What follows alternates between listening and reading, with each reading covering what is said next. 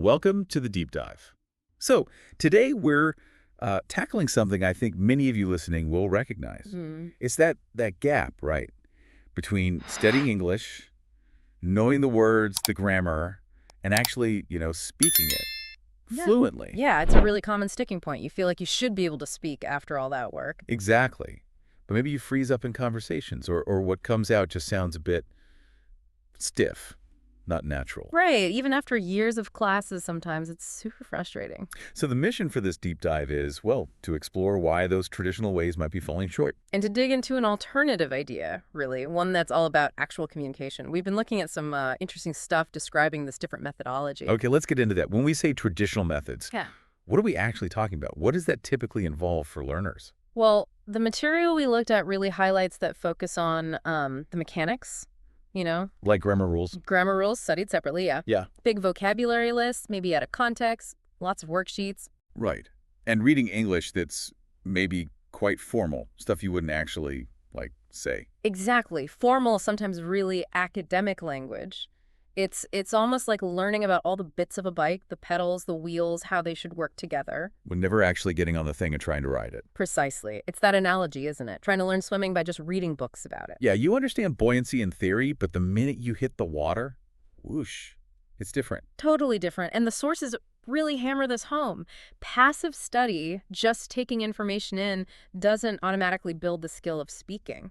So knowing about English isn't the same as using English. That's the core idea. That's the crucial bit. Speaking is active. It's almost a performance. You need that muscle memory, the rhythm, the flow. Okay, which brings us to the alternative solution then. The focus here is real conversation. Right on. Learning by actually doing it. Speaking, interacting, using English how it's, actually used. So, less textbook dialogues, more real life. What are the key pieces of this according to the material? Yeah, absolutely ditching those often stilted textbook scenarios. The first big thing is using real, natural conversations as the main learning source. Okay, so you're hearing how people actually talk. You get the pauses, the interruptions, the tone, the filler words, everything. Yeah, you absorb so much more than just the words themselves, the context, the rhythm. Exactly. And building on that, another key thing they talk about is really breaking down useful expressions, phrasal verbs, idioms. Phrasal verbs, my nemesis. Haha, everyone's nemesis sometimes. But here, the idea is to learn them in context from those real conversations so they don't feel so random. You see how they work. Right, not just memorizing put up with means tolerate. You hear how someone uses it naturally. Makes sense. What else? And there's the active stuff, things like speaking challenges and shadowing practice. Shadowing, is that repeating what you hear? Yeah, immediately repeating after a speaker. That plus specific repetition exercises, it's all designed to build confidence and physical fluency. And crucially, doing it in a way that reduces that fear of making mistakes. It's practice, not a test. Like drills for an athlete, almost. You're practicing the actual movements of speaking until they feel more automatic. That's a great way to put it. And linked to that is this push to get learners thinking directly in English. Avoiding the translation step. Yes. Yeah. Because that constant mental translation, it just slows you right down. It makes everything jerky. Yeah, it's like having a conversation with a really bad delay. You can't keep up. So thinking table, not mesa. Okay. Table, just the table, directly. Got it. And finally, the sources consistently mention the need for ongoing support, good tools, motivation, because learning takes time. Right. You need to stay engaged, keep the momentum going. Exactly. Seeing progress helps fuel that drive. Okay, so this approach sounds, fundamentally different from the grammar first route. How does it feel different for the learner day to day? I think the biggest thing is that emphasis shifting.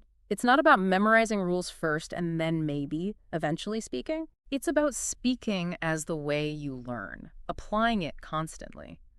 Traditional methods often treat speaking like this advanced thing you unlock later. But this flips it. Yeah, it kind of flips it. Speaking is the foundation. The idea is you start to live in English a bit more. Daily practice in speaking, listening, even trying to think in it. And the goal isn't just knowing more grammar points. It's about a bigger change. Oh, definitely. The outcomes highlighted are things like, genuine confidence, less hesitation. That hesitation is killer. It really is. And being able to express yourself naturally, authentically, moving beyond just knowing the language to actually using it to connect. Okay.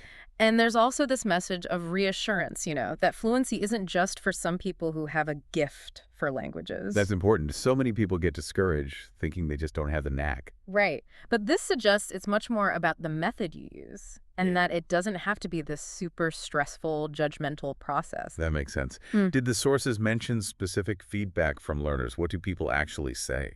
Yeah, some really powerful stuff, actually, like people saying, now I can speak without overthinking, which goes right back to that translation issue. Wow, yeah, that overthinking loop is hard to break. Totally.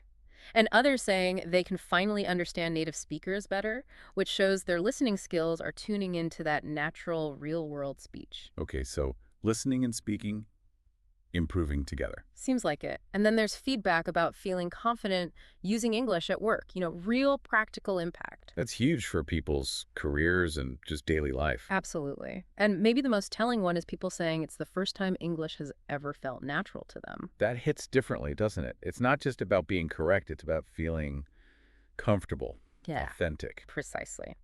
So the main goal really boils down to helping people speak real English confidently in their actual lives. Not just in a classroom. Not just in a classroom. Yeah. Moving beyond the academic side to the practical day-to-day reality of communication. So if you're listening to this and it strikes a chord, maybe you felt that exact frustration we talked about. Knowing the rules but struggling to get the words out. Yeah. Then maybe this deep dive offers, well, a bit of hope. A different perspective. Definitely. The idea that you can shift from just learning about English to actually using it naturally, effectively. In a way that feels motivating, not defeating. Right. It frames fluency not as this massive, scary mountain, but as a skill you build. Yeah. Step by step, day by day, with the right focus. Consistent engagement, focusing on real communication. Exactly. Okay, well, on that note, here's something to think about. A final thought for you listening. Just take a moment and really consider the specific situations in your life. Work, travel, friendships. Where would having more confidence speaking English make the biggest difference? What conversations, what interactions would suddenly open up for you? That's a powerful question to reflect on. It is something to mull over. Thanks for taking this deep dive with us today.